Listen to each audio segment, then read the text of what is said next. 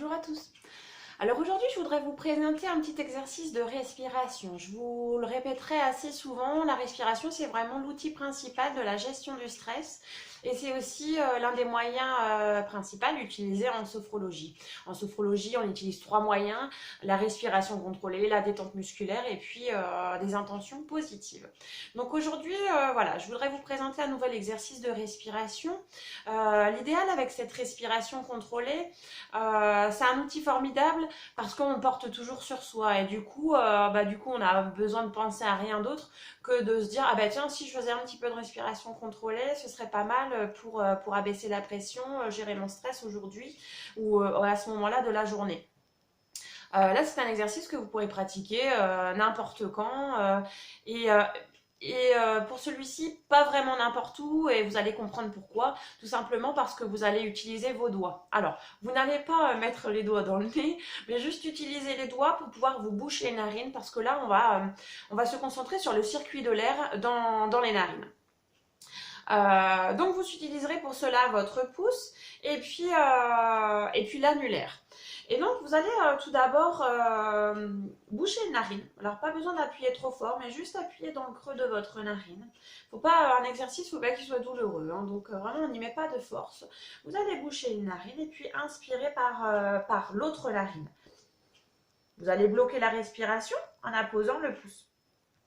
Et puis ensuite, vous allez relâcher l'annulaire et puis souffler par la narine opposée. Et puis, vous allez recommencer à l'inverse. Vous allez inspirer par la narine opposée. Bloquer la respiration en fermant les deux narines. Et puis, souffler par l'autre narine en soulevant le pouce. Cet exercice-là, le top du top, c'est de le faire les yeux fermés. Ça permet de se concentrer, de se recentrer. Donc les yeux fermés, mais aussi, voilà ce que je voulais vous dire, j'étais en train de chercher, vous allez pouvoir compter les temps d'inspiration, de rétention d'air et puis d'expiration. C'est-à-dire l'idéal c'est de faire sur 4 temps, mais vous pouvez le faire un petit peu plus long si vous êtes assez expérimenté.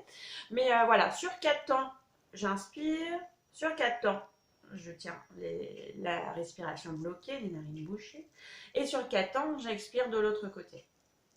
Et ça, vous pouvez le faire en continu, vous pouvez le faire plusieurs fois. Donc cet exercice-là, il est assez sympa. Alors je sais, oui, j'ai toujours qu'on peut faire les exercices n'importe où, n'importe quand. Là, c'est sûr qu'en réunion, vous ne pouvez pas stopper et dire attendez, je fais mes petits exercices de respiration. Mais par contre, vous pouvez le faire lors d'une pause pour aller aux toilettes ou une pause café, enfin, tout ce que vous voulez. Bien évidemment, vous ne pouvez pas le faire au volant. Voilà, on ne peut pas le faire comme ça. À tout moment, mais c'est un exercice qui prend peu de temps, donc vous pouvez quand même le caler dans votre journée. Donc, ce qui est pas mal pour cet exercice, c'est que ça permet de se concentrer, de se recentrer sur soi et sur sa respiration. La respiration rythmée, calme, sur 4 temps, voire plus, envoie un message à votre cerveau pour dire que vous êtes calme et vous êtes au repos. Donc, s'il y a une crise d'angoisse, une pression qui monte, ça redescend automatiquement. Et troisième chose qui n'est pas des moindres, c'est-à-dire que ça va pouvoir vous aider à décongestionner votre nez. Le temps n'est pas parfait en ce mois de mai. Il fait froid, il pleut, il y a le petit rhume qui revient et puis il y avait aussi voilà, les pollens. Donc voilà, c'est un petit exercice qui est plutôt sympa pour la saison, mais pour l'hiver aussi en fait, hein, pour n'importe quand. Donc voilà, je vous demande de tester, de me dire aussi si ça vous plaît ou si ça vous plaît pas. Hein. Il y a des exercices qui plaisent et qui plaisent pas. Et puis bah, je vous souhaite une bonne semaine.